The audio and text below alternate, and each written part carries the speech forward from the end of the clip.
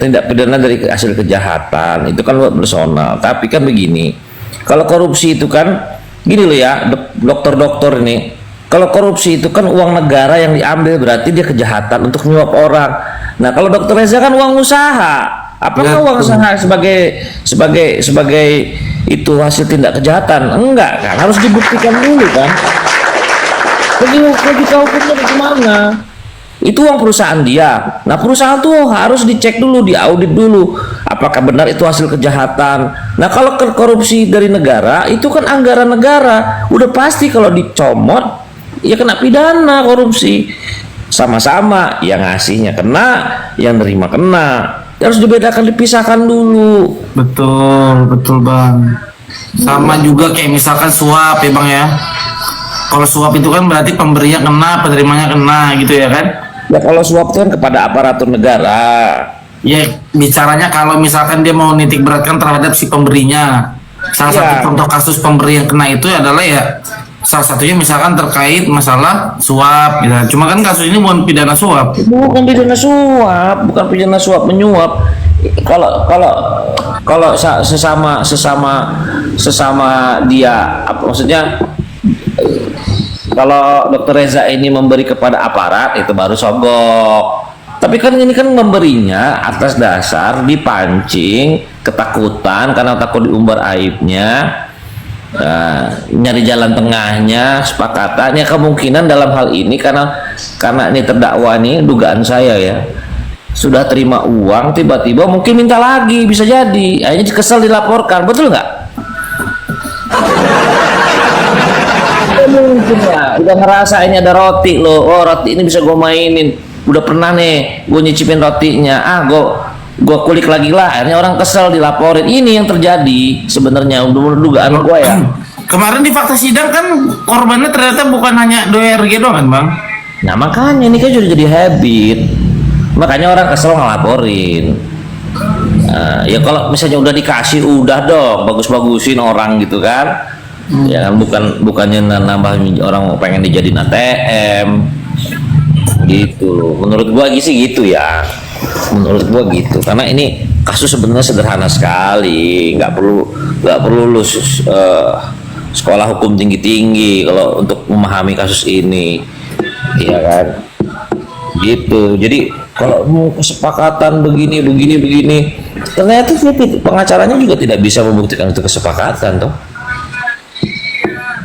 Apa bang? Ya ternyata pengacara mereka tidak bisa membuktikan itu kesepakatan. Ya.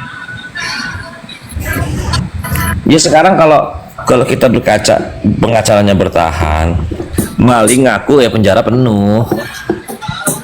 Itu aja. Ini coba gue sepil dikit bang. Kan ini kan udah dibacain kemarin dalam gugatannya mereka tuh.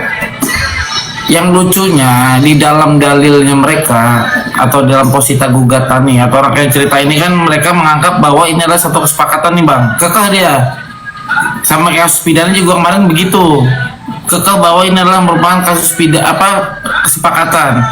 Tapi di dalam di dalam petitumnya dia atau permintaannya dari pihak mereka meminta kepada hakim bahwa terhadap percakapan yang terjadi antara para pihak ini, dia minta sama hakim untuk menetapkan bahwa itu adalah merupakan suatu kesepakatan yang sah. Nah, berarti dia aja nggak yakin sama kesepakatannya bang. Gimana mau gugat kita? Lucunya kan kayak gitu. Jadi itu kan dia mau minta hakim menilai bahwa itu kesepakatan. Bener nggak sih? Ini kesepakatan gitu kan? Iya. Iya kan gitu kan? Ya, berarti kan ragu dong dia. Pak Hakim, ini menurut saya ini kesepakatan, bener nggak sih?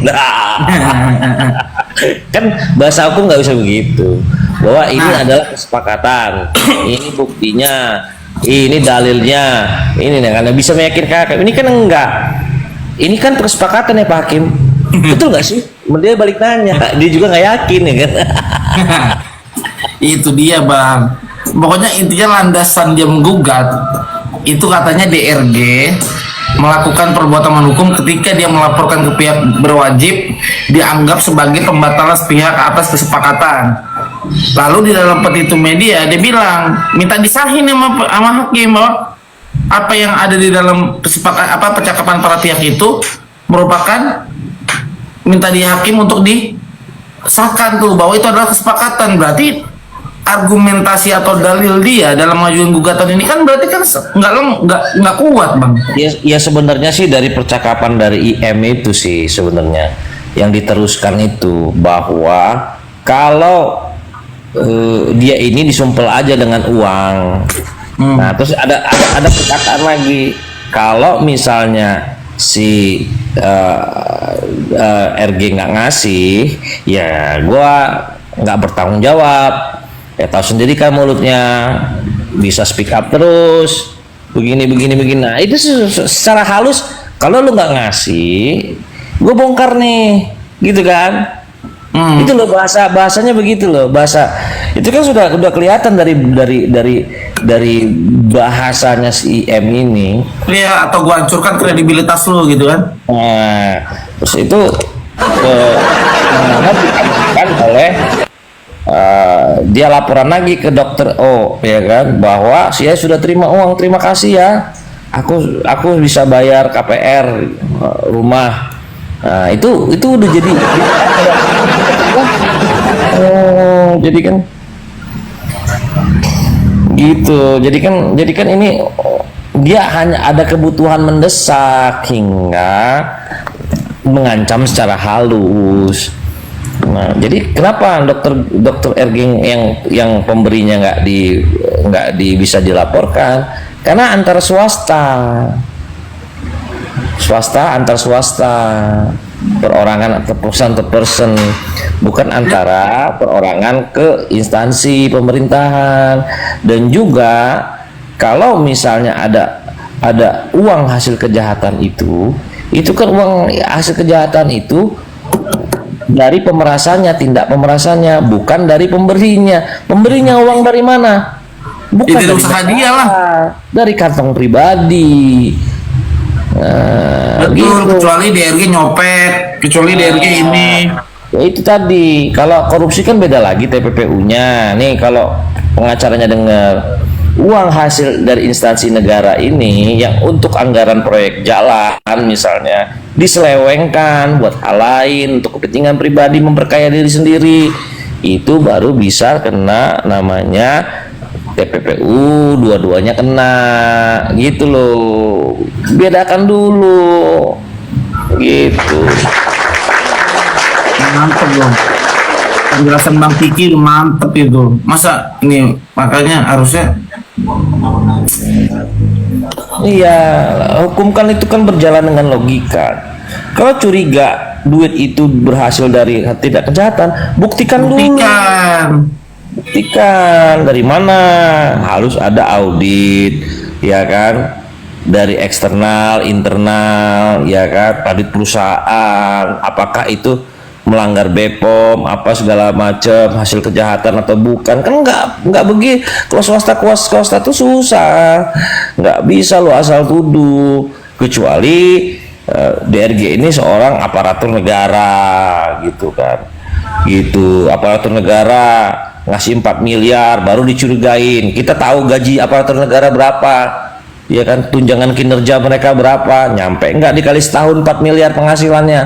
Nggak nyampe, ya kan, berarti dia korupsi. Boleh diaudit, kita minta data dari inspektorat, gitu kan. Kan dokter Raja ini kan bukan seorang aparatur negara yang digaji negara, dia swasta, dia perusahaan. Nah, jadi kalau dia ngasih ada duit ready 4 miliar, itu sah-sah aja, namanya pengusaha, gitu loh. Nah ini apa nih? Apakah murni dari kantong RG, bukan hasil dari jual skincare overclaim? Itu pun diakui RG. Benita. Buktikan. Jadi kita jangan melempar opini. Kalau memang perusahaan dia menjual overclaim, kalian harus buktikan, harus ada laporan ke polisi juga harus membuktikan, diaudit segala macam. Ini kan sampai sekarang nggak ada, ya, gitu. Jadi jangan beropini. Oh, misalnya gua beli mobil, wah Kiki nih dagang apa nih? Kok cepet amat beli mobil? Ya iyalah, gua sekali nyanyi dibayar puluhan juta, wajar aja gua 10 kali beli mobil baru, kan gitu, kan begitu. Jadi harus dipisahkan dulu. Jadi kalau misalnya kita hanya apakah murni dari karena bukan dari hasil jual skincare Overcare, harus dibuktikan dulu kamu yang melaporkan.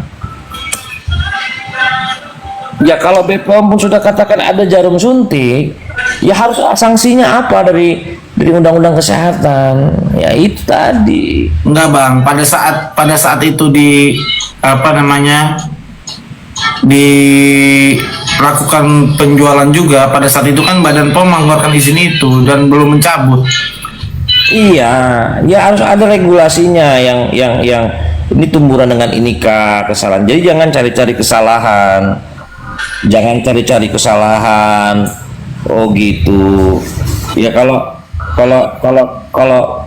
merasa menjadi pahlawan, kenapa nggak dari awal nggak terima duitnya? Harusnya melaporkan, bukan terima duit. Itu loh. Lo sebagai hero di negara ini, ada orang jual Overcare, misal kita tuduh, kenapa nggak laporkan aja ke polisi? Lu kan influencer, punya followers banyak, ayo sama-sama kita datang ke kantor polisi, kita laporkan mana korban-korbannya, kan harusnya begitu. Kita menerima kepentingan sendiri, itu nalar tuh dipakai Mbak Bonita. Kita nih orang sekolah. Iya, kalau yakin itu dia melanggar BPOM, harusnya kan orang ini bukan dimintain duitnya, harusnya dilaporkan. Betul kan?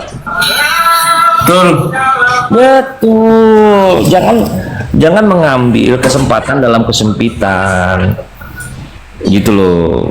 Emang duitnya kamu bela, kamu dibagi juga? Enggak juga kan, kamu nggak dibagi kan? Logikanya dimainin dong, logika sekolahnya dimainin dong. Logika sekolahannya dimainin dong. Kita kan dikasih nih, capek-capek orang tuamu tuh sekolahin kamu tuh, logikanya nggak dimainin, jadi susah gitu kan. Kalau kita hanya tuduh menuduh, oh ini maling, oh ini, buktikan dulu gitu. Jangan menjual asumsi atau menggiring opini bahwa orang itu menjual produk ini begini. Lapor polisi juga tak semudah Anda katakan. Nah, inilah kekuatan influencer. Dia punya followers banyak, harusnya nggak terima duitnya, harusnya laporkan. Katanya followersnya 15 juta. Katanya pahlawan. Harusnya mobilisasi dong orang-orang itu. Udah perlu keluar duit sendiri, jangan terima duit orang itu. Keluar duit sendiri dong, modal sendiri gitu. Mana? Ayo kita sewa pengacara, modal sendiri. Ayo, nah itu baru pahlawan. Itu baru keren. Gitu. Jadi kita smart ya, smart loh. Ada smart loh. Mas baca sih lu. Ya. Terus disuruh lapor polisi, nggak semua lapor polisi, nggak semudah lo katakan. Nah, itu jawaban ngeles itu mah. Ngeles aja terus. Iya, mau dulu gua kasih dalil berapa acara tetap aja lo ada ngelesnya gitu. Kalau udah buta mah nggak apa-apa, dukung aja sampai bebas, nggak masalah. Terus aja dukung babi buta, kata-katain aja hakimnya, kata-katain aja jaksanya, selalu. Lo posting tuh. Mana ada hakim bilang produknya Dokter Reza bermasalah? Kalau nonton hasil sidang lu nggak mungkin ngomong gitu, bodoh.